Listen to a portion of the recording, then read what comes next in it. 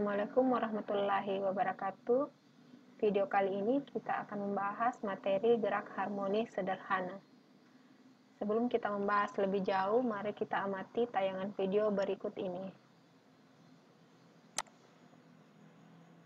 Bagaimana gerak bandul pada video tersebut? Kalau kita gambarkan gerak bandul seperti pada gambar berikut ini. Bandul tersebut bergerak bolak-balik dan terjadi terus-menerus, merupakan salah satu contoh gerak harmonis sederhana. Kenapa hal tersebut bisa terjadi? Itu karena adanya gaya pemulih.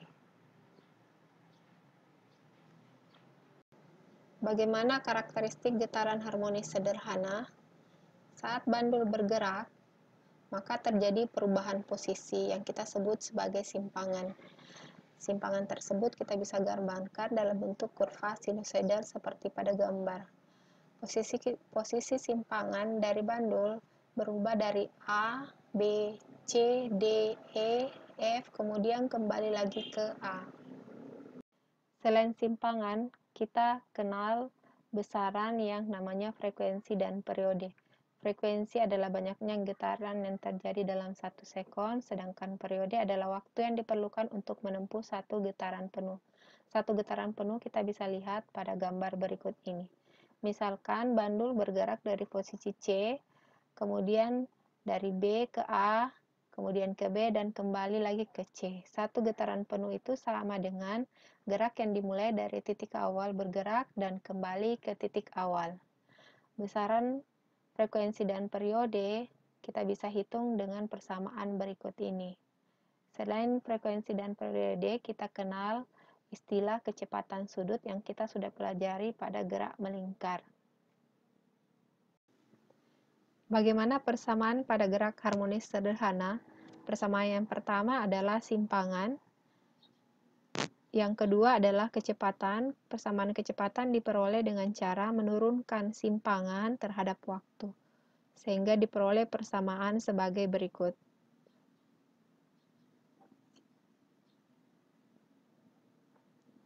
Persamaan berikutnya adalah percepatan. Percepatan diperoleh dengan cara menurunkan persamaan kecepatan terhadap waktu.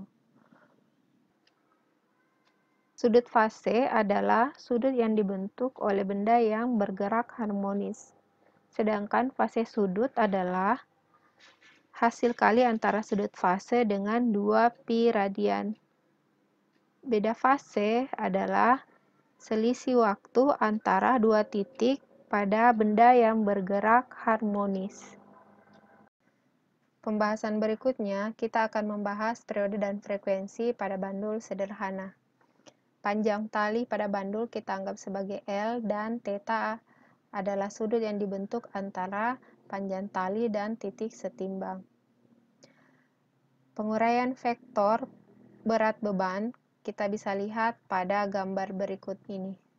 Untuk menghitung besar sinus theta, kita menggunakan aturan trigonometri, yaitu aturan sinus, di mana sinus theta adalah sisi depan sudut per sisi miring. Penurunan persamaan periode dan frekuensi pada bandul sederhana kita bisa lihat pada tayangan berikut ini.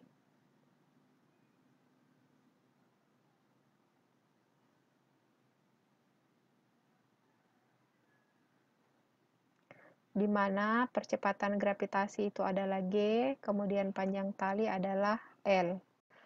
Gaya-gaya yang bekerja pada pegas terlihat pada gambar berikut ini. Pada pegas, gaya tegangan pegas merupakan pasangan aksi reaksi dari gaya pemulih, sehingga penurunan persamaan periode dan frekuensi pegas terlihat pada tayangan berikut ini. Energi apa sajakah yang bekerja pada gerak harmonis sederhana? Yang pertama adalah energi potensial. Kita bisa lihat hubungan gaya dan pertambahan panjang pegas, sehingga diperoleh energi potensial pegas seperti pada tayangan berikut ini. Selain energi potensial pegas, ada namanya energi kinetik. Penurunan persamaan energi kinetik pada gerak harmonis sederhana pada slide berikut ini. Selanjutnya, penurunan persamaan energi mekanik seperti pada tayangan berikut ini. Berdasarkan pembahasan sebelumnya, kita dapatkan energi potensial maksimum dan energi kinetik maksimum sama nilainya dengan energi mekanik sistem gerak harmonis sederhana. Agar lebih memahami materi gerak harmonis sederhana, mari kita simak contoh soal berikut ini. Berdasarkan persamaan simpangan, amplitudo diperoleh sebesar 0,04 meter dan kecepatan sudut sebesar 2pi. Frekuensi diperoleh dari kecepatan sudut dan periode diperoleh dari frekuensi. Agar simpangan mencapai titik maksimum, maka sin 2pi theta sama dengan 1. Nah, sedangkan untuk menghitung berapa besar simpangan, tinggal kita masukkan nilai waktunya ke dalam persamaan. Untuk menghitung simpangan pada saat sudut theta, kita tinggal substitusi nilai tetanya ke dalam persamaan.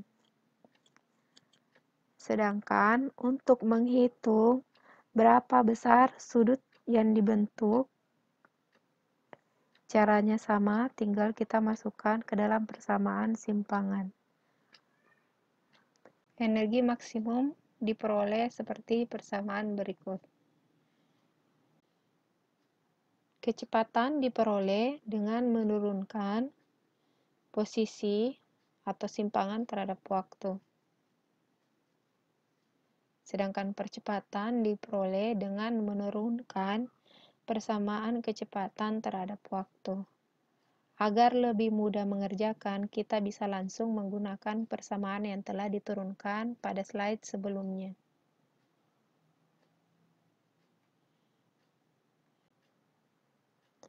Contoh soal berikutnya, menghitung periode pegas. Maka diperoleh periode pegas sebesar 0,1 pi second. Agar lebih memahami materi, silakan kerjakan latihan soal mandiri pada buku catatan masing-masing.